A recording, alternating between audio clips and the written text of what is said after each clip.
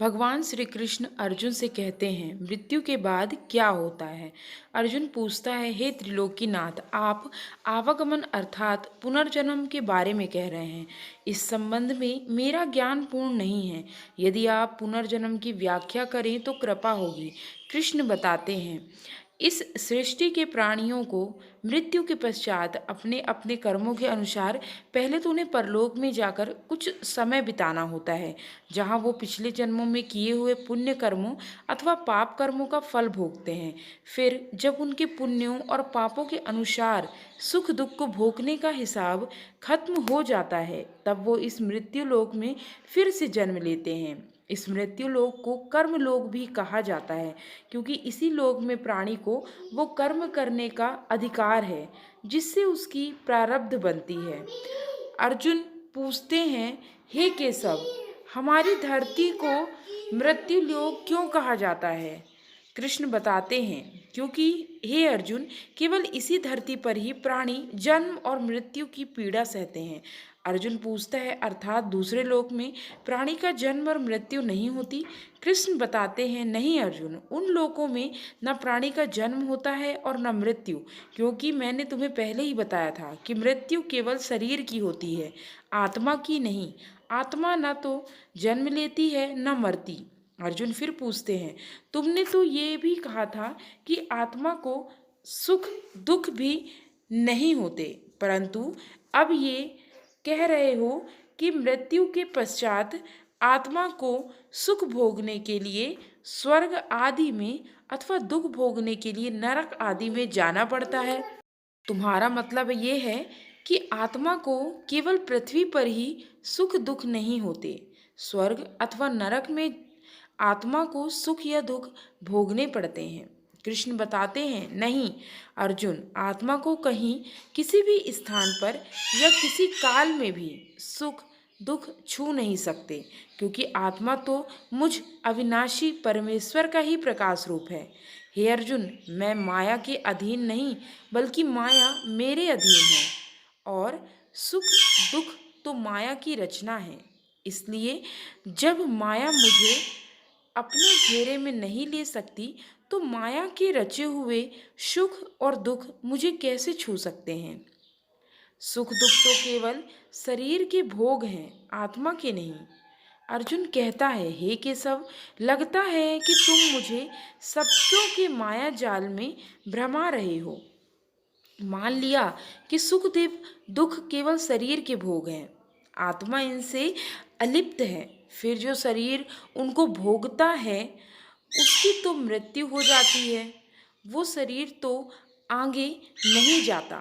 फिर स्वर्ग अथवा नरक में सुख दुख को भोगने कौन जाता है।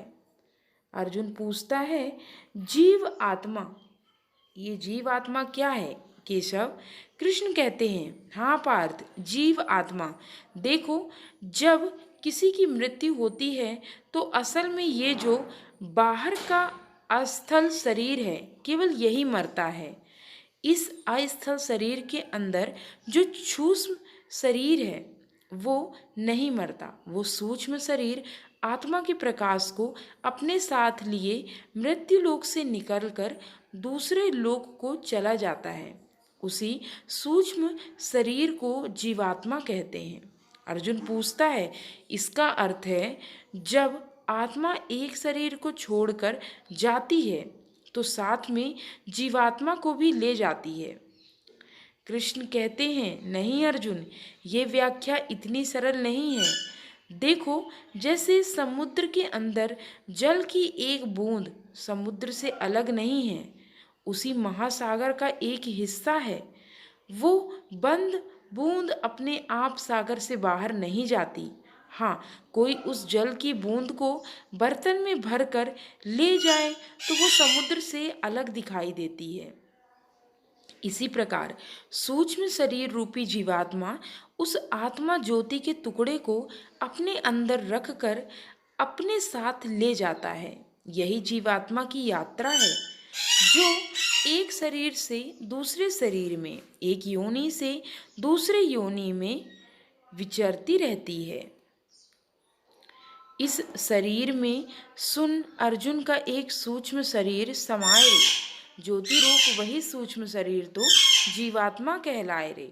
मृत्यु समय जब यह जीवात्मा तन को तज कर जाए, धन दौलत और सगे संबंधी कोई संग ना आए रे। पाप पुण्य संस्कार वृत्तियां ऐसे संग ले जाए रे, जैसे फूल से उसकी खुशबू पवन उड़ा ले जाए रे। संग चले कर्मों का लेखा जैसे कर्म कराए रे। अगले जन्म में पिछले जन्म का आप हिसाब चुकाए रे। हे अर्जुन, जीवात्मा एक शरीर को छोड़कर जाती है तो उसके साथ उसके पिछले शरीर की वृत्तियां, उसके संस्कार और उसके भले कर्मों का लेखा जोखा अर्थात उसकी प्रारब्ध सूक्ष्म रूप से साथ जाती है। अर्जुन पूछते हैं, हे मधुसूदन, मनुष्य शरीर त्यागने के बाद जीवात्मा कहाँ जाता है? कृष्ण कहते हैं, मानव शरीर त्यागने के बाद मनुष्य को अपने प्रारब्ध अनुसार अपने पापों और पुण्यों को भोगना पड़ता है। इसके लिए भोग योनियां बनी हैं, जो दो प्रकार की होती हैं, उच्च योनियां और नीच योनियां। स्वर्ग नरक क्या है? श्रीमद् भागवत गीता। एक पुण्य वाला मनुष्य का जीवात्मा उच्च योनियों में स्वर्ग में रहकर अपने पुण्य भोगता है और पापी मनुष्य मृत्युलोक में रहकर हजार योनि से जन्म लेकर भटकता रहता है। जय Shri Krishna.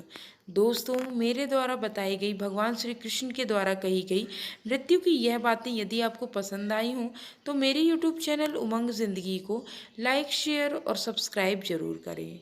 Thanks for watching. जय श्री कृष्ण।